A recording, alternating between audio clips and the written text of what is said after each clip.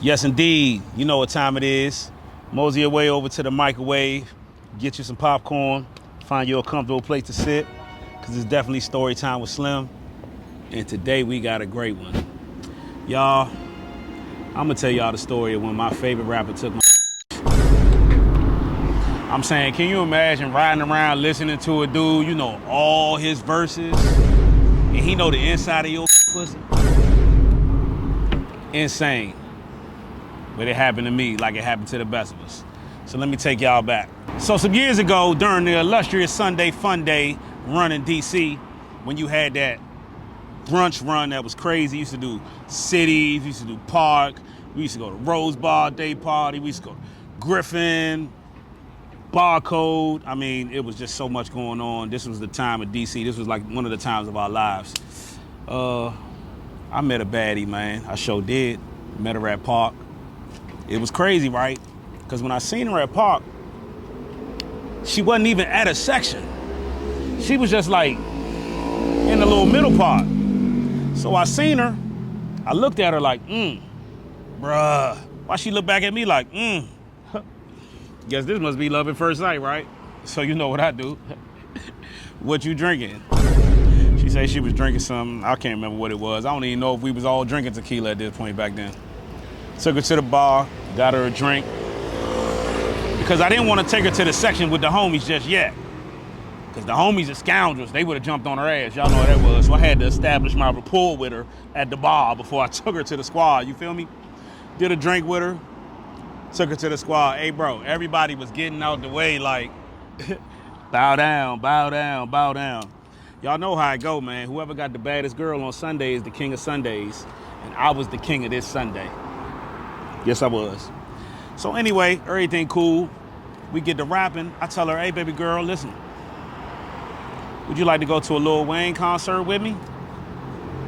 She was like, I love Lil Wayne. I'm like, bet. Oh, say less. So the concert was like a week away from this time.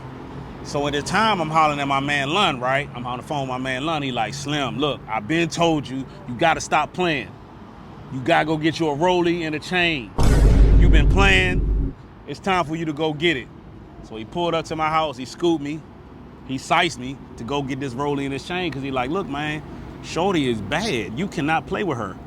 You got to step and let her know you get into $1 too. I'm like, all right, bet. So I done let the man size me up. I go buy a rollie and I go buy a chain. By the time I linked Shorty, man, I had a new rollie and a new chain for our date on Friday to go see Lil Wayne up to Fillmore.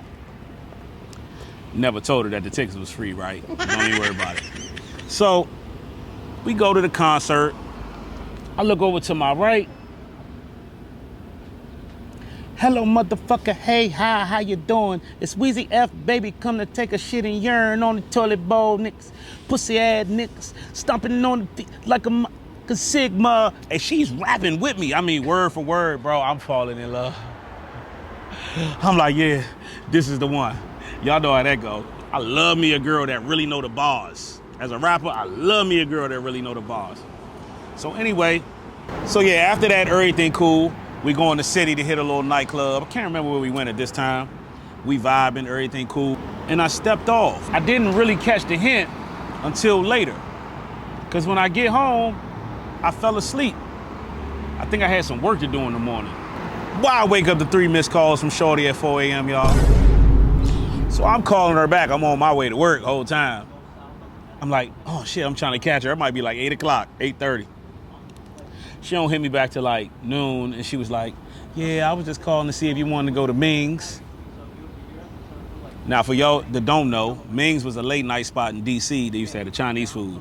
They used to stay open all night. You could go there and get you some good grub. So you mean to tell me you was calling me at 4:30 in the morning to go to Ming's? Was you trying to go to Ming's or was you trying to go to Ding's? You was trying to go to Ding's. I'm shocked. So anyway, that's cool. So time goes on, I realize she biting. We go out again. But this time she straight up asked me, well, what you about to do? I said, well, I'm just about to go home and hit a J. She said, I'm going home with you. I said, oh, you going home with me? You know how that went. Put her through the mattress. Gave her something she could feel. No games. Did not play with her. And then after that, she under the wing. Got her under the wing, right? That's my little stink now. So right around this time, I had a producer I was working real heavy with. Shout out to my boy Mark Henry. And Mark, he ends up start working with one of my favorite rappers. Like Mark, real talented on the beats. He had crazy beats. And I guess this particular rapper heard the beats. He DM'd them. They linked up. Next thing you know, Mark is working with homie. I'm not gonna say his name because I don't want to put nobody out there like that. But let's just say he wear big hats and got a chipped tooth. You can figure it out from there. So anyway, Mark working with this dude, and he calling me every day, every other day. He like, Slim, every day this man is hitting a different girl.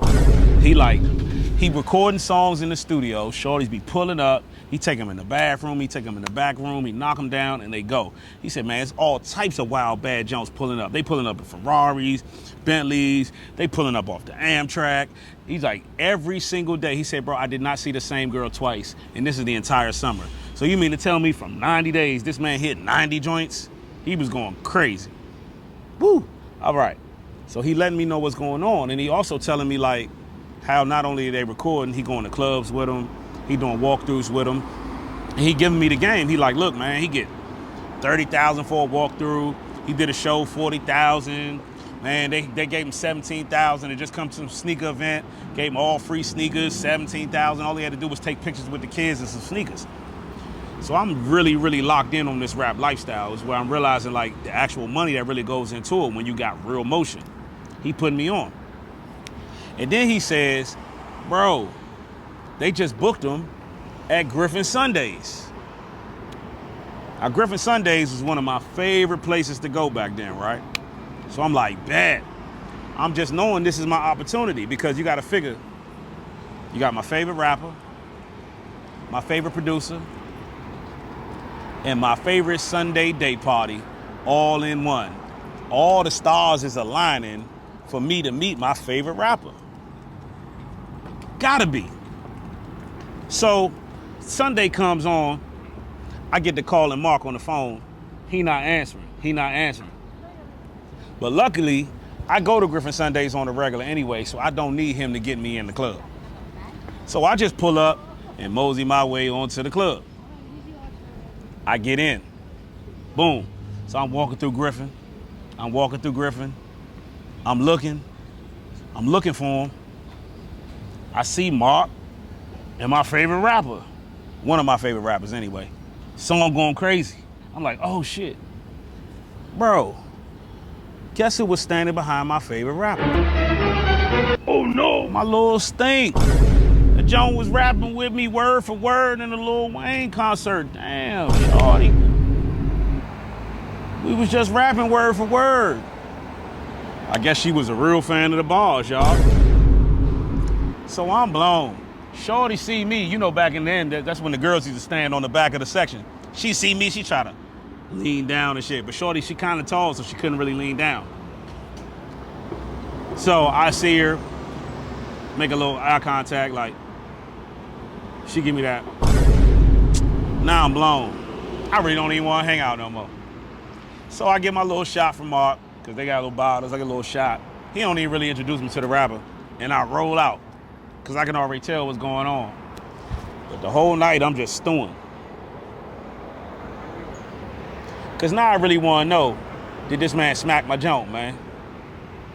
So I called Mark the next day. I'm like, bro, what y'all do after the club? He was like, shit, man, I was tired. You know him, he went back to the hotel, man. That man had some action.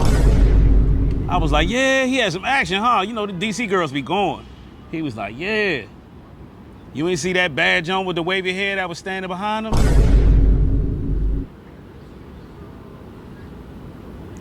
And that's the story of how my favorite rapper hit my junk, man. Moral of the story is, Big Bank gonna always take Lil Bank, and these hoes ain't loyal. That's it.